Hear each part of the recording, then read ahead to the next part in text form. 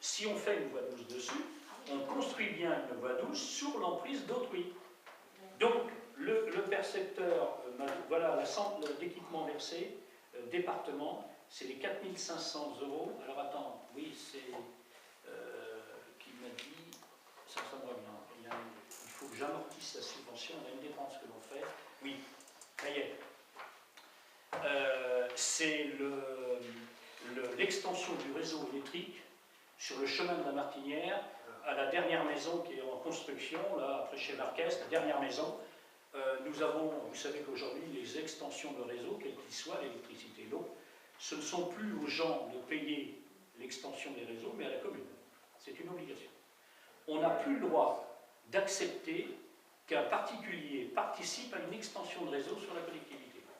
Vous savez, autrefois, si le gars voulait son permis de construire, s'il y avait des réseaux à rallonger, il participait, il y en a beaucoup qui l'ont fait à Saint-Gongy. Il dit, oh, pour avoir mon permis de construire, je vous paye l'assainissement, je paye un, et ainsi de suite. Maintenant, c'est interdit. C'est à la commune de payer l'extension de réseau.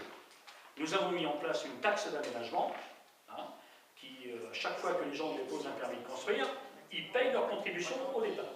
Et sur le chemin de la Martinière, nous avons une extension de réseau de 80 mètres de réseau électrique pour alimenter la maison, et c'est le réseau souterrain. Et la part de la commune est de 4 200 ou 4 300 €. Les travaux, la part de la commune. Le pétitionnaire, c'est-à-dire le propriétaire, payera, lui, son branchement. Il a non payé, il a payé la taxe, mais en plus, il va payer son branchement. Et ça, c'est comme ça maintenant. Donc, nous, à charge de la collectivité, de payer les extensions du réseau. Il y en a pour 4 300 €. C'est la CGLEC, ça y est, j'ai donné l'autorisation. C'est un peu logique, parce que c'est dans la logique du PLU, à partir du moment où on décide d'avoir des zones constructives, c'est bien qu'on s'implique. Puis le réseau, il est sur la voie publique, c'est normal qu'il nous appartienne. Après, on en fait ce que l'on veut. Donc, alors ça a été un petit peu plus cher que prévu, parce qu'on a eu un problème sur ce chemin de la Martinière, d'une erreur de l'EDF, quand ils ont fait l'implantation d'un poteau. Les poteaux, ils doivent les mettre obligatoirement sur les domaines publics, surtout quand on est en bordure de voirie.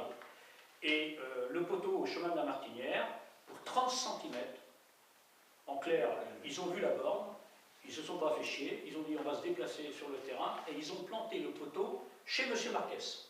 Donc M. Marquès a payé une partie du poteau, qui s'est retrouvé un poteau sur sa propriété, et maintenant le poteau qui est au pied de sa maison, tous les raccordements électriques viennent se brancher dessus. Alors lui dit, moi j'ai payé mon poteau, vous êtes en train de vous raccorder sur mon poteau, il dit moi ça ne marche pas. Donc là il a dit je suis d'accord, donc moi je suis allé le voir, je dis écoutez, moi j'y suis pour rien, on n'est pas responsable de ça, c'est l'EDF, des fois quand ils plantent leur poteau, ils ne viennent pas nous demander notre avis, c'est eux qui se sont trompés, au lieu de le mettre sur la droite de la borne, ils l'ont mis sur la gauche. Et le poteau il est bien sur la propriété, si bien que lui il est propriétaire du poteau EDF. Et il est en droit de dire moi je ne veux pas qu'un tel soit raccordé dessus. Après maintes discussions, il m'a dit, écoutez, je veux bien accepter, mais à une seule condition, c'est que je ne veux pas avoir de fil devant ma maison. Il a raison, il a une belle façade, et si on lui met un câble, il n'y a rien devant, je comprends qu'il y a. Alors j'ai dit, écoutez, dans ces cas-là, on fera un souterrain, puisque le reste, on le montera après. J'ai dit, dans ces cas-là, on va commencer le souterrain là, et c'est pour ça que ça nous a coûté sinon, ça ne coûtait pas moitié moins. Non, on ne pouvait pas le déplacer, parce que le poteau, il met des poteaux tous les 40 mètres, et il était déjà à 40 mètres déjà. Alors, le problème, c'est que l'EDF l'a mis sur propriété privée, mais l'EDF a fait une erreur. Quand ils mettent un poteau sur une propriété privée, d'abord, ils demandent au propriétaire, et deuxièmement, ils signent une convention avec eux, et ils leur donnent une indemnité forfaitaire, qui est totalement dérisoire. Mais, Madame Potier, qui est à côté, elle a son bâtiment, on prend la toiture, le fil électrique, il passe sous sa toiture comme ça, il ne touche pas la toiture, il passe sur sa maison.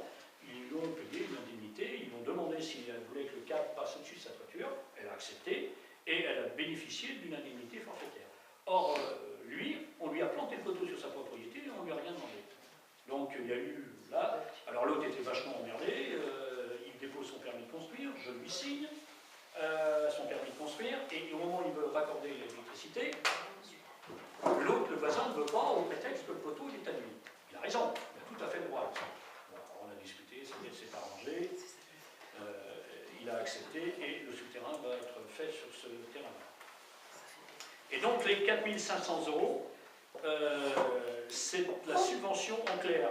On est en train de voir avec le Conseil général qui a la responsabilité, le fameux BRED, c'est le bureau des réseaux électrification rurale du département. En clair, tout ce qui est renfort de réseau, extension de réseau électrique, c'est théoriquement le Conseil général qui le prenne en charge. Alors je les ai appelés cet après-midi, sauf sur ce genre de dossier. L'idée est de dire, on subventionne le Conseil général, c'est lui qui paye la facture, et c'est nous qui récupérons la TVA. Parce que là-dessus, on ne va pas pouvoir la récupérer. Donc c'était pour faire un jeu d'écriture, c'est-à-dire qu'on